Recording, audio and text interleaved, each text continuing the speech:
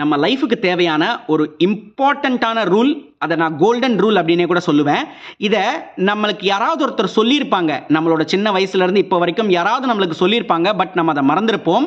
அதை ஞாபகப்படுத்த வந்திருக்கிறேன். Welcome to behind books and நான் உங்கள் மகேஷ்குமார். அண்ட் நீங்கள் பார்த்துக்கிட்டு இருக்கிற இந்த series random content from the random books episode 39. இதை கட்டாயமாக ஒரு தடவையாவது உங்கள் லைஃப்பில் யாராவது உங்களுக்கு இன்ஃபார்ம் பண்ணியிருப்பாங்க. பட் நம்ம மறந்துருப்போம். இருந்தாலும் பரவாயில்லை, ஞாபகப்படுத்துகிறேன்.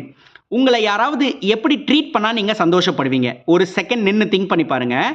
யாராவது உங்களை எப்படி ட்ரீட் பண்ணால் நீங்கள் சந்தோஷப்படுவீங்க? உங்களை மதிப்பும் மரியாதையுடனும் ட்ரீட் பண்ணால் நீங்கள் சந்தோஷப்படுவீங்க. இதே உங்களை கொஞ்சம் கேவலப்படுத்தினா கூட நீங்கள் என்ன பண்ணுவீங்க? அவர்களை தவிர்த்து விடுவீர்கள். இதே தான்.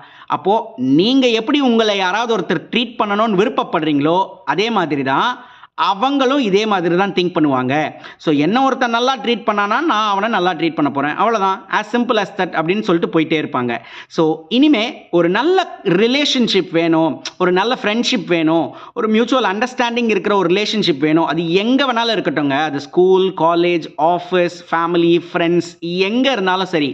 ஒரு பர்ஃபெக்ட் ரிலேஷன்ஷிப் வேணும்னு நீங்கள் ஆசைப்படுறீங்க அப்படின்னா நீங்கள் உங்களை எப்படி இன்னொருத்தர் ட்ரீட் பண்ணணும்னு ஆசைப்படுறீங்களோ அவங்கள நீங்கள் அப்படியே ட்ரீட் பண்ணுங்க. அவ்வளோதான். This is so simple yet powerful.